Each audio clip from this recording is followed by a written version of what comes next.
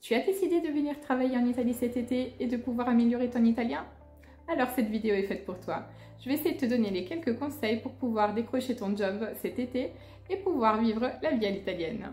Moi je suis Jessica d'Aller en Italie, la première agence qui t'aide à t'expatrier et à trouver un emploi en Italie sans avoir besoin de parler italien. Je te laisse le lien en description pour tous nos services et pour nos prochains webinaires gratuits dédiés à l'emploi en Italie. Mais revenons un petit peu à nos conseils. Le premier conseil que je peux te donner, c'est de commencer dès que possible à rechercher des offres d'emploi. En effet, début janvier et début février, on commence déjà à voir les premières annonces d'emploi pour les jobs d'été. Au fur et à mesure que tu vas t'approcher de la date, donc vers mi-juin, les offres vont s'intensifier, mais également les candidats. Donc il est clair que plus tu vas commencer à l'avance, plus tu auras des chances de décrocher un emploi et surtout, tu auras moins de concurrence. Donc il faut t'y prendre le plus tôt possible. N'hésite pas à commencer dès maintenant à postuler aux différentes offres qui t'intéresseront. Le deuxième conseil que je peux te donner, c'est d'activer les alertes sur les plateformes comme Indeed par exemple ou même LinkedIn. Généralement, tu trouveras beaucoup d'offres aussi sur les sites de petites annonces comme Bakeeka par exemple ou sur les groupes de Facebook, par exemple les Français à Milan, les Français à Rome, etc.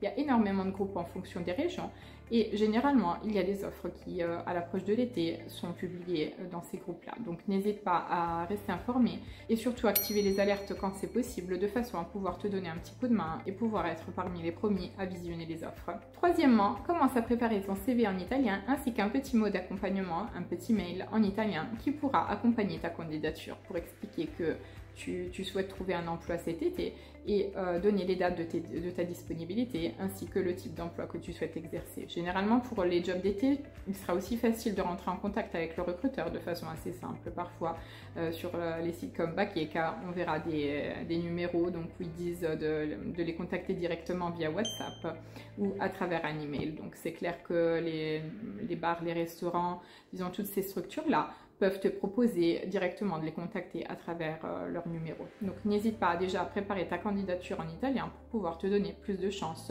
d'être prêt le moment le plus opportun. Quatrième conseil, demande ton code fiscal. Il faut que tu obtiennes ton code fiscal avant de partir, donc il se demande de façon gratuite au consulat italien le plus proche de ton domicile. Éventuellement, nous pouvons nous charger de cette demande au cas où tu en aurais besoin.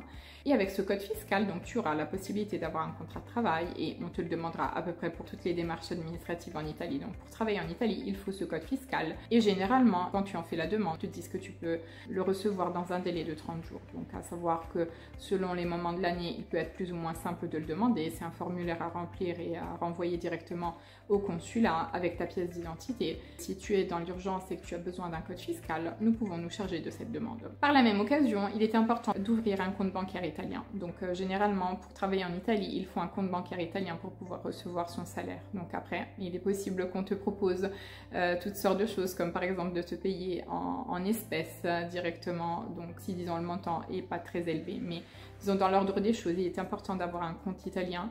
Donc c'est possible de l'avoir même pour non-résidents, de façon à pouvoir avoir un IBAN italien et pouvoir percevoir un salaire. Dernier conseil, essaye de travailler un petit peu sur ton italien, de façon à être le plus serein possible le jour de ton arrivée en Italie. Une fois en Italie, tu auras la possibilité d'avoir plusieurs types d'emplois. Donc nous avons écrit effectivement un article qui parle de ce sujet. Tu pourrais par exemple travailler dans les centres de vacances, dans l'animation par exemple, ou travailler au pair auprès des familles italiennes pour pouvoir toujours améliorer ton italien. Si tu aimes la cuisine, tu pourrais par exemple apprendre un nouveau métier comme pizzaiolo. La cuisine italienne a été reconnue parmi la meilleure au monde et donc c'est une opportunité d'apprendre et un métier tout en améliorant l'italien. Pour t'aider dans ta recherche d'emploi, n'hésite pas à participer à l'un de nos nombreux webinaires dédiés à l'emploi. Et si tu as besoin de support pour optimiser ta candidature italienne, n'hésite pas à nous contacter parce que nous avons différents services dédiés justement pour l'optimisation, les conseils liés à la candidature, mais également à la présentation. Nous pouvons également éventuellement préparer ensemble les entretiens. Je te laisse tout ça en description et moi je te dis à la prochaine vidéo. À bientôt!